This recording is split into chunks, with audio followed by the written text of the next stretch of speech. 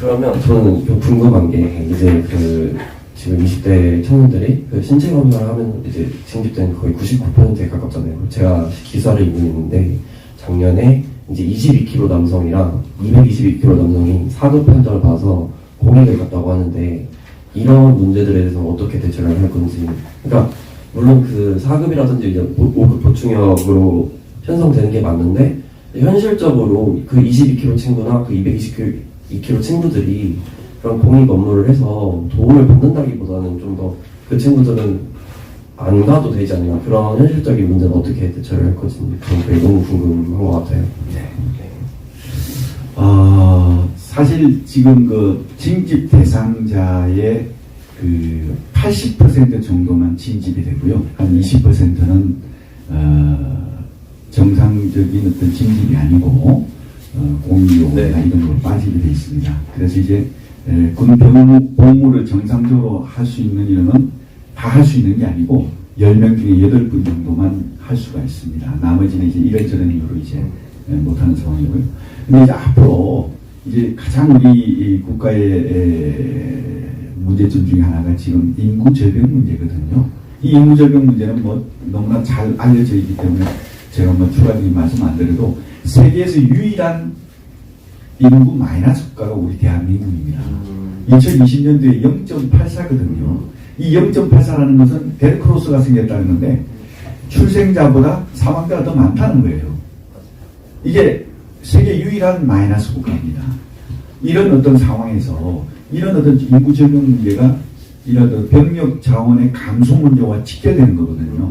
그러다 보니까 지금 말씀하신 대로 80% 지금은 80%를 유지하고 있지만 앞으로 계속 이런 어떤 지금과 같은 시스템을 유지한다면 아마 80%가 아니라 90%까지 올라갈 수도 있겠다. 이런 어떤 생각을 가집니다. 다만 그렇게 되면 또 다른 문제가 생깁니다. 안 와야 될 어떤 인원이 들어오다 보면 이게 군대라는 게 팀워크가 중요하잖아요. 맞아요. 그런 문제 때문에 문제가 되기 때문에 그래서 이제 이건 안 되겠다 해서 저희들 이제 그 국방 공약에 보면 1번 공약이 뭐냐면 AI 과학기술 강국이라고 되어 있습니다. 이 AI 과학기술 강국이 바로 이 인구 절벽과 밀접한 관계가 있습니다. 무슨 얘기냐? 방금 말씀드린 대로 이런 인구 절벽으로 인해서 자원 부족 문제가 생기니까 앞으로는 이제는 병력 중심의 전투 체계를 가지고 유지하기는 어렵다는 겁니다. 이거는 저희뿐만이 아닙니다. 전 세계의 분위기입니다. 이제는 그럼 어떻게 해야 되느냐? 병력 중심의 전투 체계에서 병력에 대신할 수 있는 로봇, 무인 중심 체계의 전투 체계로 바꿔나가야 된다는 겁니다. 이게 이제 바로 AI 과학기술 강군의 핵심인 겁니다. 그래서 병력이 하는 것을 로봇 무인 체계가 대신함으로써 병력을 많이 줄일 수가 있는 것이죠. 그래서 병력은 줄지만 국방력은 오히려 증가되는 그런 시스템으로 바뀌지 않으면 안 되겠다. 그게 바로 AI 과학기술 강국인 겁니다. 그래서 이렇게 되게 되면 개략적으로 우리가 이제 어떤 이 로드맵을 가졌냐면 한 2030년 정도 되면 앞으로 10년 후죠.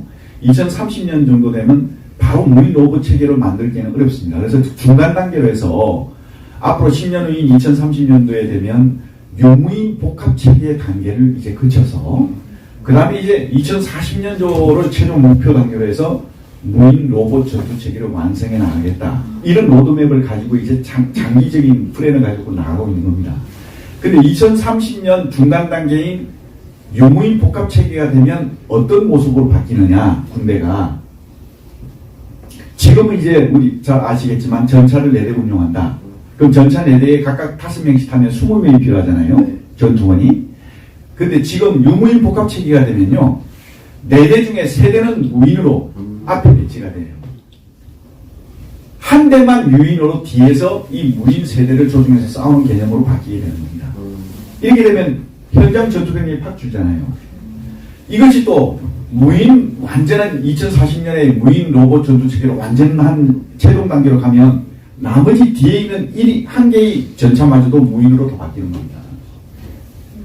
이렇게 되면 현장 전투는 많이 줄 수가 있는 것이죠. 그 대신 이제 이 시스템을 운영하려면 과학화된 전문 전투원이 필요한 거거든요. 그래서 이제 이 과학화된 전문 전투원이 필요하기 때문에 그 현장 전투원이 주는 것은 그거는 징병 소유가 준다는 걸 의미하는 것이고, 전문 전투원이 넣는다는 것은 모병을 통해서 전문 전투원을 더 늘려나가야 되는 거거든요. 그래서 이제 저희들이 후보님께서 언젠가 한번 그런 얘기를 했을 겁니다. 기억나시는지 모르겠는데 누가 질문을 했거든요. 모병제를 원하시냐고. 근데 후보님께서 그런 말씀하셨습니다. 지금은 아니죠. 앞으로 한 20년 후나 생각해볼 문제입니다. 라고 말씀하신 거 기억나시는지 모르겠는데요. 그 20년 후라는 얘기가 뭐냐면 바로 2040년 무인 로봇 전투체계가 완전히 완성되면 그때는요, 현장 전투원이 많이 줄 수가 있고, 그리고 지금의 50만 상비 병력을 30만으로 줄일 수가 있다는 우리 판단을 가지고 있는 겁니다. 이 30만 정도의 징병을 가지고 소요를 가지고 운용을 하게 되면 모병제도 가능할 수 있다는 얘기입니다. 그 말씀을 하신 거예요. 그러나 이제 이때까지 가기에는 아직 시간이 많지 않습니까? 그래서 이 2040년까지 가기 그 과정에서는 모병제로 갈 수가 없으니 징병 모병 혼합제를 하겠다. 그게 바로 징모 혼합제예요. 이 징모 혼합제의 개념이 뭐냐? 조금 전에 말씀드린 대로 이렇게 무인 로봇 전투체계로 가려 그러면 현장 병력은 줄일 수가 있잖아요. 과정에서. 그래서 징병을 줄이겠다는 것이고요. 그 대신 전문 전투요원이 필요하니까 그 전문 전투요원이 필요한 것을 모병으로 확대하겠다는 겁니다.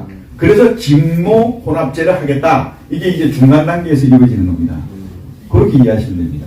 그래서 저희가 이제 방금 제가 말씀드린 대로 전차만 따지면 엄청 주잖아요. 근데 이 전차만 따지면 진짜 많이 줍니다. 근데 이 병력이 꼭 해야 될 필수적인 게 있습니다. 방금 얘기한 어떤 그런 경계 문제, 사실 경계 문제는 무인이 많이 할 겁니다. 이제 앞으로는 뭐 드론이나 이런 걸 많이 할 것이고 많이 주지만 필수적으로 병력이 필요한 부분이 있습니다. 그 부분을 감안했을 때 최종 단계에서는 전투 병력은 50% 이상 줄일 수 있겠다. 이게 판단이 된 겁니다. 다 줄이는 게 아니고요. 50% 이상. 그래서 저희가 지금 현재 상비 병력을 50만을 유지하고 있거든요. 50만을 유지하고 있는데 2030년 유무인 복합체계가 되면 한 40만까지 줄일 수가 있겠다라고 판단했고요. 그 다음에 이제 마지막 최종 단계에 무인 로봇 전투체계가 완성되는 2040년이 되면 30만까지 줄일 수 있겠다. 이 얘기는 뭐냐면 이 30만이라는 게 간부가 15만, 병력이 15만이거든요. 병사가.